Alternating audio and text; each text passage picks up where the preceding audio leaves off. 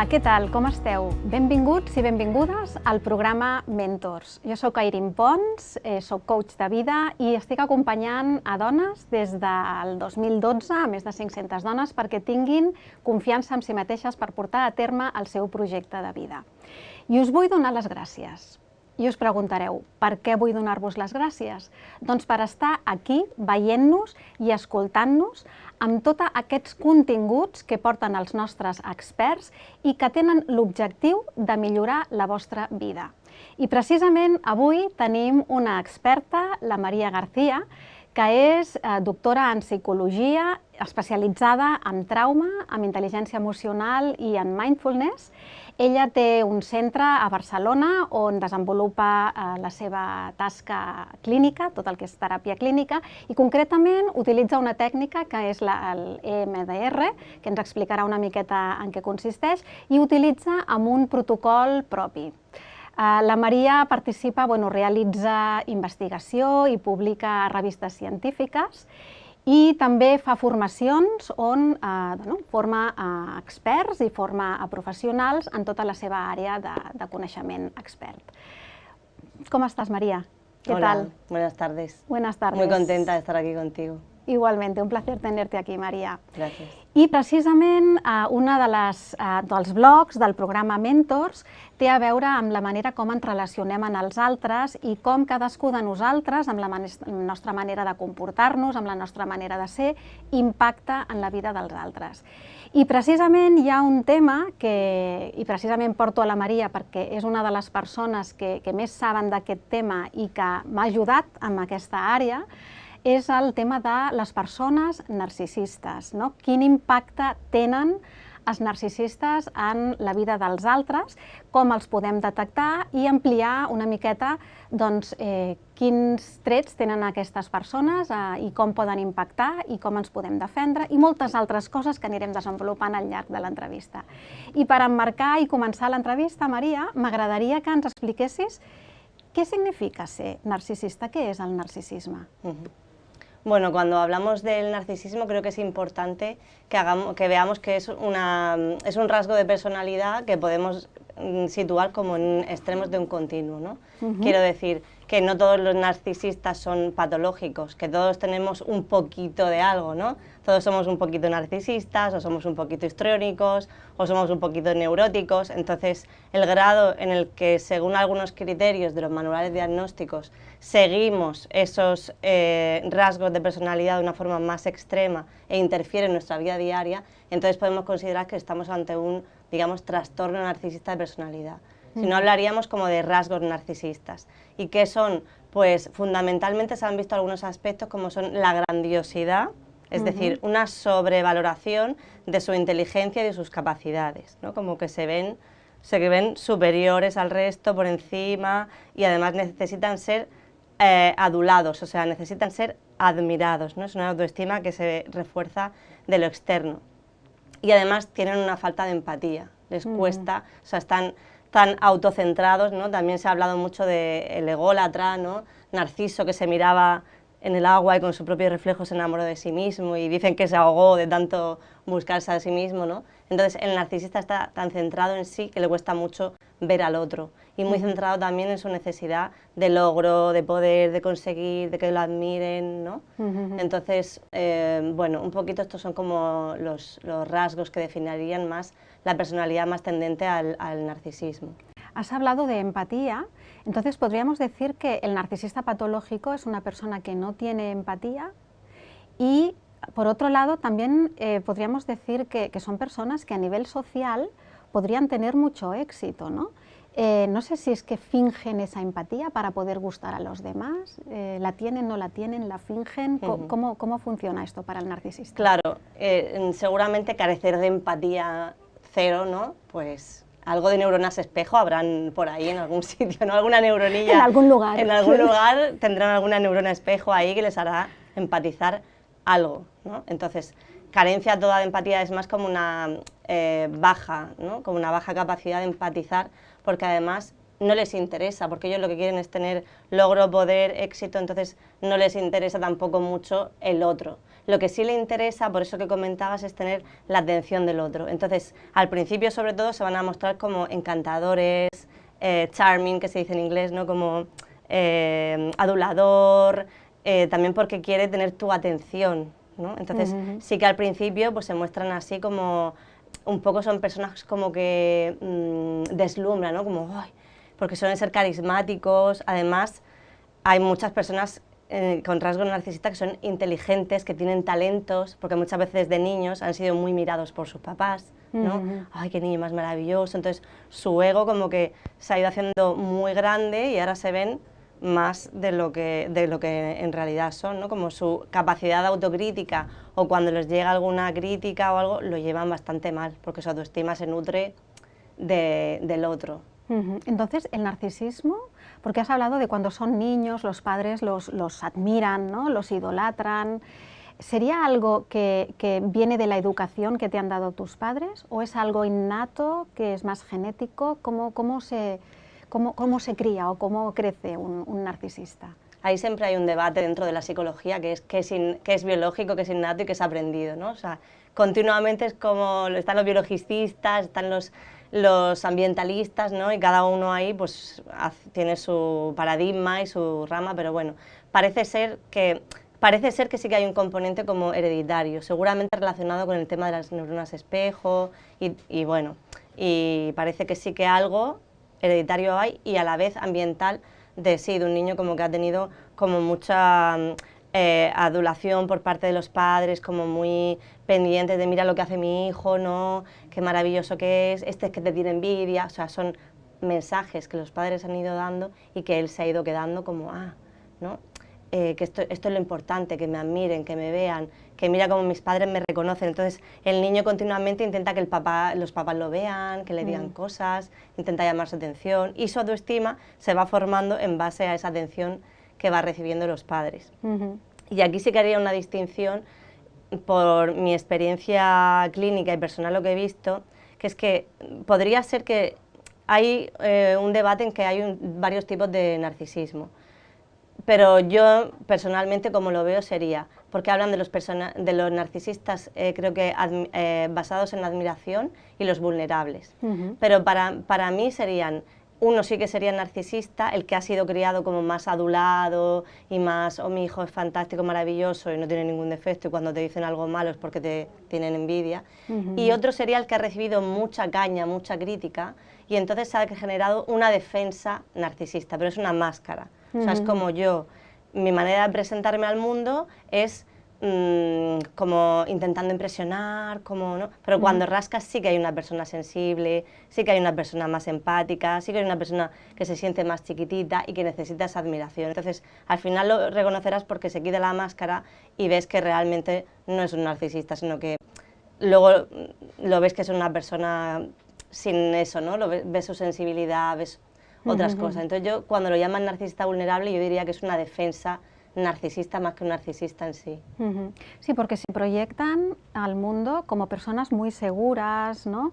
Como personas exitosas. Parece ser que las personas narcisistas tienen éxito, podrían, no todos, ¿no? Pero que como que tienen más fácil el acceso al éxito, al dinero, a la pareja, ¿no? A que lo sigan pues, a nivel de pareja. Y en realidad podríamos decir que en el fondo, si le quitas la máscara, es una persona muy insegura. Bueno, ¿los dos tipos? O... Claro, ahí también hay como un debate sobre el tema de la autoestima, porque la autoestima es un constructo diferente del narcisismo, no tienen por qué ir juntos. No, exacto, entonces dice Rosenberg, que es uno de los grandes expertos en autoestima, que la alta autoestima no existe, o sea, más que la alta, la excesiva autoestima no existe, ¿no? Que a veces dicen que el narcisista tiene una excesiva autoestima o inferior. Yo diría más que su autoestima no está basada en los valores y en la valoración que él hace de sí mismo como persona, ¿no? Que es una autoestima más interna, sino que su autoestima es externa, depende de la valoración y de la mirada de los otros, por lo tanto es frágil. Si los otros me miran y me adulan, me siento bien. Si los otros no me miran o me hacen alguna crítica, entonces ya, que no, de lo que yo me nutro no estoy siendo nutrido. Entonces ahí es cuando se pueden comportar de manera más agresiva, ¿no? Cuando necesitan más devaluar al otro para ellos volver a tener esa sensación, ¿no? Entonces, más que la autoestima que se sientan inferiores, es una autoestima basada en lo externo, no una autoestima basada en lo interno. A nivel interno. Sí. Y entonces ahí es donde podrían tener un impacto negativo en las personas que están a su alrededor, porque si no reciben esa validación por parte del mundo exterior, se vuelven más agresivos, has comentado, y entonces la persona que está a su lado, sufren ellos porque están ahí como mendigando esa valoración, pero también sufre la persona que está al lado porque está recibiendo un trato agresivo. Entonces, ¿cómo todos podríamos, ya de entrada la pregunta es, ¿todos podríamos ser víctimas de una persona narcisista? ¿Todos? Claro, antes me has preguntado también por el tema del éxito, que sabía que me faltaba una parte por comentarte, y es que sí, o sea, son personas que su motivación es el poder y el logro, ¿no? Todos tenemos alguna motivación, el narcisista, como necesita esa admiración, su motivación, lo que a él le mueve internamente es conseguir logros, éxito, fama, en su cabeza están esas fantasías de lograr eso, ¿no? Entonces, claro, como son personas más frías, más calculadoras, por el éxito y además que suelen tener muchas veces bastante inteligencia o talentos, pues claro, consiguen cargos directivos, entonces son personas que vamos a ver en cargos seguramente y personas como de éxito. ¿Qué pasa? ¿Qué personas son más vulnerables? Las personas que tengan más baja autoestima. ¿Por qué? Porque como son personas que suelen ser importantes, que además ya se encargan ellos de rodearse de excelencias que estén a su altura. Entonces, sí que estas personas que tengan la autoestima más bajita pueden buscar más ese cobijo para, pues si tú me miras que eres Dios, ¿no? Pues entonces yo me siento un poquito más a tu lado. El narcisista suele tener como un séquito, ¿no? Va ahí él y detrás van con los baúles y con todas sus cosas ahí. Yo me estoy imaginando la imagen, el narcisista y los otros detrás, total, ¿no? Ahí, Llevándole toma, las cosas. Todo lo que tú quieras, te pongo esto, hago lo otro, ¿no? ¿Y qué personas suelen estar ahí? Pues personas que necesitan la aprobación. Dicen que las personas codependientes, que son personas que tienen la autoestima baja y necesitan la aprobación de otro y que además no tienen muy claro qué es lo que deben o no deben de hacer por los otros, pues se esclavizan un poco y se enganchan con el narcisista, que uno necesita tener su séquito y sus admiradores y los otros que necesitan ser admirados. Entonces se enganchan ahí uno con otro. Entonces yo diría que uno de los que más probabilidad tienen de engancharse son los que pueden ser parte de su séquito, con problemas de asertividad, con problemas de poner límites, con baja autoestima, y otros serían los que ellos consideran sus rivales o sus competidores. Porque como tienen que estar por encima, claro, si ven que tú brillas, tú no puedes brillar, para abajo, bajan, ¿no? Claro, entonces te devalúan, intentan manipularte, intentan controlarte para que tú estés por debajo de ellos porque ellos sobreviven a base de soy el número uno, ¿no? Claro, es que estás dando una información muy interesante, María, porque yo, por ejemplo, ¿no? Yo he tenido personas a mi alrededor, personas muy cercanas que han sido narcisistas y que han tenido un impacto muy negativo en mí, ¿no? De hecho, tú me ayudaste a visibilizarlo y a darme cuenta y precisamente a conocer, ¿no? Qué es esta manera de comportarse a nivel narcisista, y me imagino que a mucha gente le ocurre lo mismo, es decir, es algo que incluso la persona que está siendo víctima de esa relación, de alguna manera no se da cuenta, está en ese ciclo de relación con esa persona y que puede llegar a pensar que es ella, ¿no? O puede incluso disculpar ese tipo de comportamiento. Hay pobres que tuvo una infancia difícil, hay pobre que pues las cosas le han ido mal, le ha ido mal al trabajo, ¿no? Entonces, para la gente o la audiencia que nos está escuchando, ¿cómo podrían detectar estos indicadores? Decir, ostras, pum, ¿no? Que salte la alarma y decir, bueno, es que estoy siendo víctima de una persona narcisista y tengo que hacer algo al respecto, porque te pueden desenergizar muchísimo, ¿no? Y te pueden quitar todo tu potencial y que puedas desarrollar todo tu talento. Total. De hecho, yo creo que es una pregunta muy interesante la que estás haciendo. Yo creo que es mucho tener conciencia de nosotros mismos y entrar dentro de ti, no solamente con un narcisista, sino con cualquier tipo de relación, de yo, cómo me está haciendo sentir esta persona, cómo te va a hacer sentir un narcisista. Primero, te va a adular para tenerte en su séquito, ¿no? Entonces, primero te va a adular, va a ser encantador y te va a deslumbrar un poquito. Luego, empezará a manipularte, a controlarte, a querer que tú cambies, que seas lo que él quiere que sea, a a hacerte sentir un poco como más inseguro, incluso un término que está utilizando ahora mucho, que no es exclusivo de ellos, pero que se utiliza es el gaslighting, ¿no? Sí. Que es como hacerte dudar de ti. Es decir, claro, como son personas que además como un poco imponen, ¿no? Y se pueden mostrar agresivas, pues tú te empiezas a hacer ahí chiquitito, te empieza a hacer dudar de ti, tú dices, uy, pues cada vez me siento más inseguro con esta persona, o sea, me está haciendo que cambie, o me está haciendo que valores que yo tenía o cosas que yo pensaba, que ya no lo estoy dudando de mí, ¿no? O veo que cuando empiezo a despuntar, esta persona no me deja que yo evolucione, no me va como poniendo límites y no me deja de ninguna manera que yo pueda crecer aquí o evolucionar. Es muy diferente si lo tengo dentro de mi familia, que si lo tengo en el trabajo, que si es un amigo. La forma de comportarte con él y de ponerle límites, lógicamente va a ser muy diferente. Claro, porque ahí también depende ahora lo acabas de decir, no puede ser un compañero de trabajo, puede ser un jefe, puede ser un amigo, una amiga, puede ser un padre, puede ser una madre, puede ser un hermano. Es decir, incluso a nivel de familia es cuando más difícil es detectarlo, porque ahí está el amor, ¿no? Y a veces todas esas creencias de que la familia jamás te haría daño y que todos tenemos que querernos. Y ahí es donde quizás es más difícil detectarlo. ¿Cómo se podría ver si un hermano, un padre, una madre de alguna manera está teniendo un comportamiento narcisista y está limitando a esa persona para que pueda ser ella misma? ¿Cómo lo podríamos visualizar o detectar? Es difícil lo que tú dices cuando es alguien de tu familia. Cuesta porque además lo que he observado yo mucho en consulta es que sea el padre o la madre el que sea narcisista, el otro cónyuge vive con esta persona, por lo tanto ya tiene un perfil determinado para haber podido engancharse con un narcisista.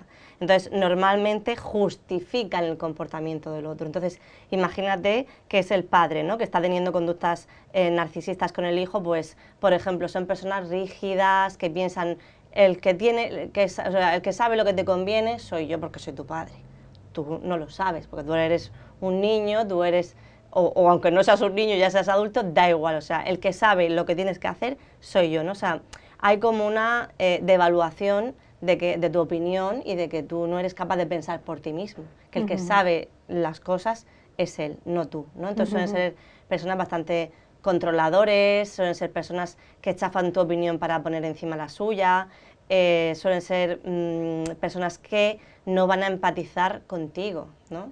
Que tú le explicas, oye, que esto que me has dicho me ha hecho sentirme así, y es como, no seas sensible, no digas tonterías, o sea, invalidación emocional total, ¿no? Entonces, ¿qué pasa? Que normalmente el otro cónyuge, cuando a lo mejor llega el niño o el adolescente o el adulto y le dice, oye mamá, oye papá, que mira lo que me ha hecho, claro, pero es que tú sabes que el pobre, no sé qué, y entonces tú interiormente desarrollas un diálogo de pena hacia esa persona, de compasión pero excesiva, en plan justificar cosas que no son justificables, ¿no? Entonces se normaliza en casa eso, porque si no, no se habría dado ya esa unión. Claro, pero hay una diferencia, ¿no? Una cosa es entender y tener compasión por esa persona, por la problemática que pueda tener. Ay, sí, pobre, mira, pues le ha ido mal el trabajo o tuvo una infancia difícil o lo que sea, y otra cosa es que aceptemos ese trato, ¿no? El aceptar ese comportamiento, ahí es donde quizás tendríamos que poner el límite, ¿no? Y esto enlaza con la pregunta que te quería hacer ahora. ¿Cómo se convive con un narcisista? ¿Cómo podemos protegernos de un narcisista que en principio, no sé si tú recomendarías distanciarse de esta persona, y si no se puede, ¿qué se hace? ¿Cómo te proteges? Claro, yo creo que depende mucho de dónde, en qué contexto me tengo que relacionar con esta persona. No es lo mismo un compañero de trabajo que un amigo, que un familiar, o sea, son cosas muy diferentes, ¿no? Claro, si es en el trabajo, o sea, en general lo que se dice es pon límites, ¿no? Los límites que sean necesarios, tú escúchate a ti, ¿no? Esta persona, ¿cuánto de distancia necesitas con esa persona? Al principio yo utilizaría estrategias más conservadoras, en plan intentar ver si puede entender algo, ¿no? Expresarle, oye, mira, pues esto a mí me hace sentir así, o esto, ¿no? O sea, ponerle límites y explicarle un poquito para ver si hay algo de neuronas espejo y puede entenderte algo, ¿no? Y intentar que esa persona entienda las cosas, pero tú mantenerte firme en poner esos límites. Cuando se ponga agresivo, entender que es un niño con una rabieta y mirarlo igual, ¿no? Como si fuera un niño con una rabieta, pues lo mismo, intentando mantenerte tranquilo, porque el otro lo que va a querer va a ser alterarte para que tú entres a la gresca y entonces el poder desahogarse y sacar todo eso que tenga ahí dentro, ¿no? Entonces, ten en cuenta que no vas a tener tampoco una comunicación muy profunda con esa persona, o sea, no te empeñes en que te entienda. Tú lo haces una vez y si no, estas son mis límites, estas son mis normas y te tienes que mantener lo más firme posible ahí, porque va a intentar por todos los medios manipular, ofrecerte cositas, mira esto qué bien, hacerte un gaslighting y tú te tienes que mantener, firme y seguro en tus convicciones de qué es lo que quieres, para que no te haga como dudar de ti. Claro, porque, y además tiene que desgastar muchísimo, porque imagínate, ¿no? Estar siempre pendiente de estar en tu centro, de estar poniendo límites, de no dejar a la otra persona que invada tu espacio, de seguir tu camino, porque también son personas que intentan que te salgas de tu camino para hacer lo que ellas quieren. Tiene que ser muy difícil, ¿no? Quizás la decisión, si es posible, es tomar distancia para poder seguir tu camino realmente. Hay una metáfora muy bonita que utilizamos en ecología emocional, que tú lo conoces bien. Sí, me resulta familiar. Exacto, que es la metáfora de los erizos, sí. ¿no? Entonces tú tienes que tener la distancia adecuada con esa persona, quiero decir, si tú ves que te acercas a X distancia y te pincha, te alejas, o sea, que tu distancia sea lo suficiente como para que no te pinche. ¿Qué pasa? Que a veces, claro, cuando son familiares, esto requiere un trabajo interno y encima tenemos las voces de la mamá o del hermano y entonces cuesta más, pero lo más saludable para la otra persona y para uno mismo es tener la distancia adecuada con esta persona. Oye, que lo he intentado todo y resulta que no puedo tener relación, pues a veces ¿no? Tenemos que tomar decisiones que sean limpieza relacional, ¿no? De decir, bueno, pues con esta persona yo lo he intentado por activa, por pasiva, sopesando ventajas e inconvenientes y la relación que tenemos, lo mejor que puedo hacer con esta persona es tener la máxima distancia posible. Claro. Pues, y si no, bueno, a ver, es duro y es difícil hacerlo solo, porque no deja de ser que te tienes que mantener en tu centro y tienes que estar, ¿no?, consumiendo mucha energía.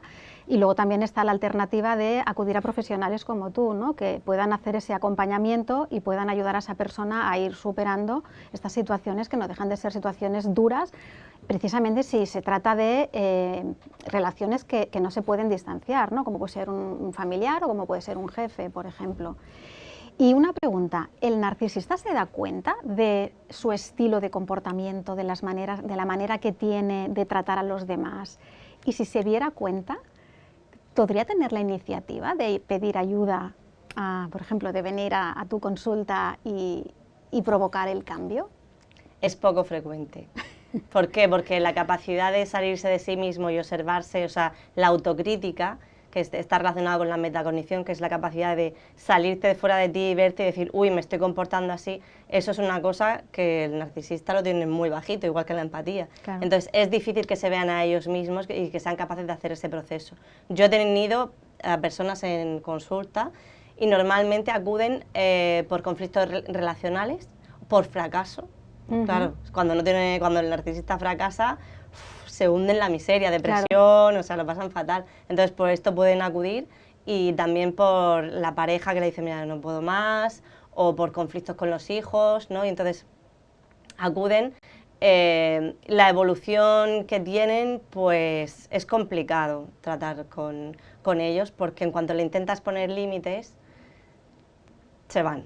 Es claro. Como, no, o sea, tú, encima te estoy pagando porque eres mi terapeuta, en el momento en el que no estés ahí para servirme a mí, o sea, me largo y desaparezco. Este suele ser el final de la terapia que no es narcisista, quiere decir que en cuanto le pones límites, desaparecen.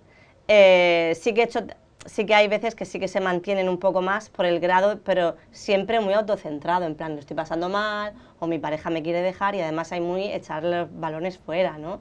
Es por mi pareja, es por... el otro, ¿no? Claro, y a veces también acuden por impulsividad, porque se dan... Una cosa que, mira, igual ahí sí que tienen conciencia, estoy pensando, de su impulsividad.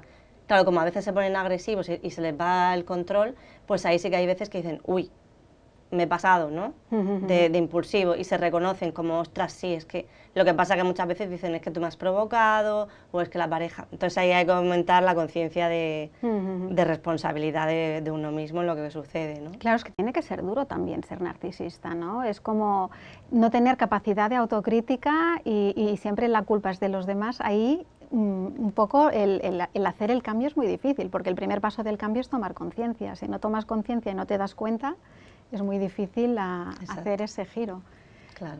Pues bueno, María, yo creo que podríamos estar hablando de este tema toda la tarde.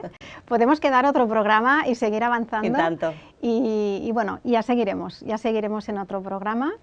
Bueno, ja hem acabat l'entrevista. Recordeu que aquest és un programa que es tracta d'aportar-vos totes les eines i tots els recursos perquè pugueu créixer a nivell personal, a nivell professional i a la vostra vida quotidiana. I per això és molt important doncs, que ens envieu missatges i ens digueu quines temàtiques voleu que parlem i quins experts voleu que convidem en relació a aquestes temàtiques. I que tingueu molt bona setmana. Ens veiem la setmana que ve. Fins aviat.